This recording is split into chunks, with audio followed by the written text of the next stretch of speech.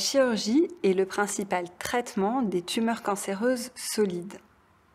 Au fil des années, les techniques d'opération ont évolué et se sont précisées. Ainsi, les effets secondaires sont devenus plus prévisibles et plus faciles à prendre en charge. Je vous propose d'en discuter avec le docteur Angelica Conversano, chirurgienne à Gustave Roussy.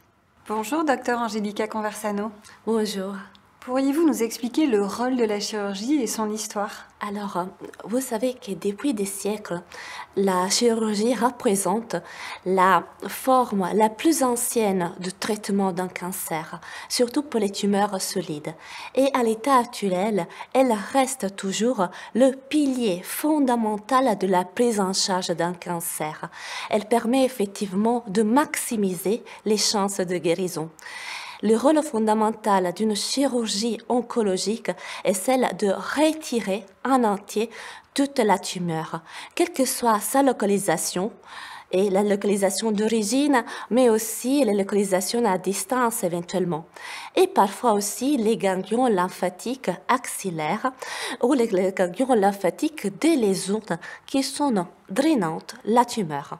Il s'agit donc d'une chirurgie curative visée à retirer ce que le chirurgien voit. Mais il y a autre forme de chirurgie oncologique et on peut penser à exemple à une chirurgie de réduction de la tumeur. On retire pas en entier la tumeur, mais une partie de la tumeur afin de permettre et d'optimiser l'action de d'autres thérapies ciblées. Il existe aussi une chirurgie diagnostique. On retire une partie de la tumeur afin de l'analyser au mieux.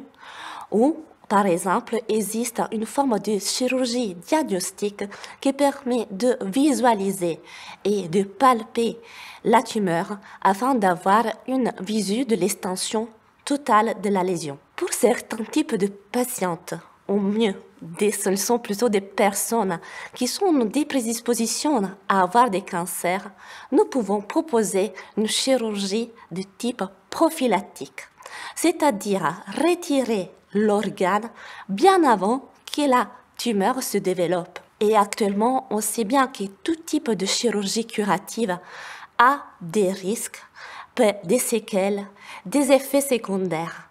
Eh bien, c'est le rôle d'une chirurgie de type reconstructrice, réparatrice, celle de redonner une fonctionnalité à l'organe ou améliorer l'aspect esthétique, l'intégrité corporelle. Enfin, et pour certains patients, la chirurgie reste seulement un aide, un soulagement des douleurs, une préservation d'une fonction et peut aider à vivre une vie, la dernière vie, avec dignité. Vous dites qu'on est passé de la chirurgie de guérison à tout prix à la chirurgie de précision. Est-ce que vous pouvez nous expliquer? Tout ça me fait penser à une phrase que mon ancien professeur me disait tout au début de mon internat. Il y a une grande chirurgie, il y a une grande cicatrice. Bien, là, c'est le bon et le grand chirurgien. Ici, maintenant, on peut dire que c'est tout le contraire.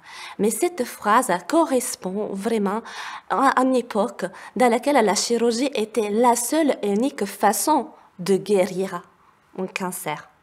Et donc, était une chirurgie large, parfois très mutilante.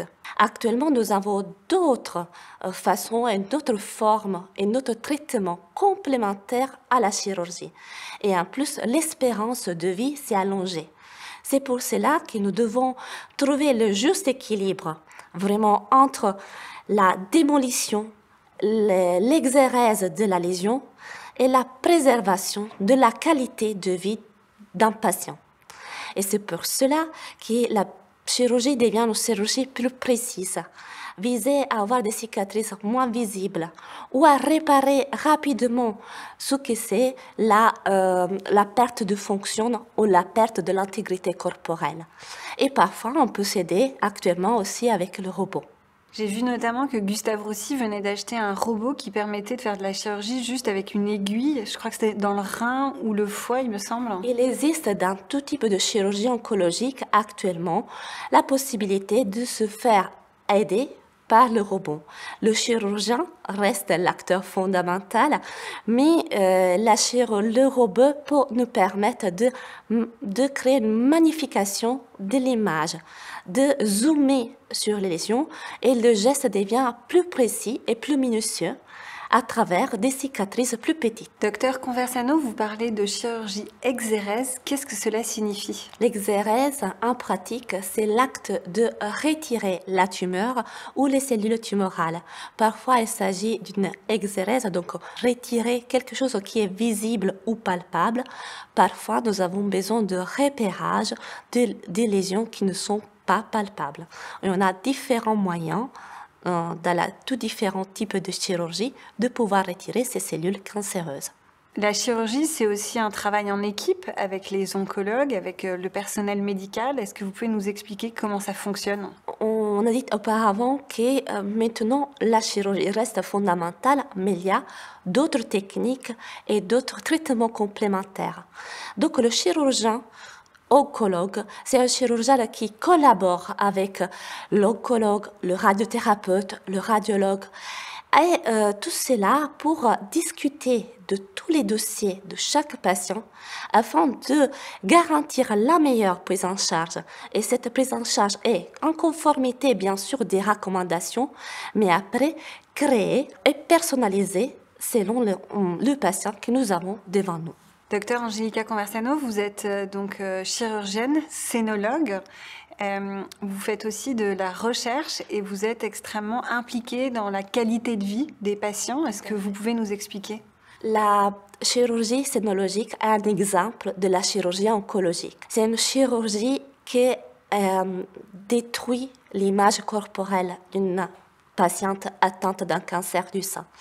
Et de plus en plus, le rôle d'un chirurgien, c'est de permettre à la femme de se retrouver. La glande mammaire n'est pas un organe fonctionnel en soi, mais la fonction, c'est une fonction de fémininité.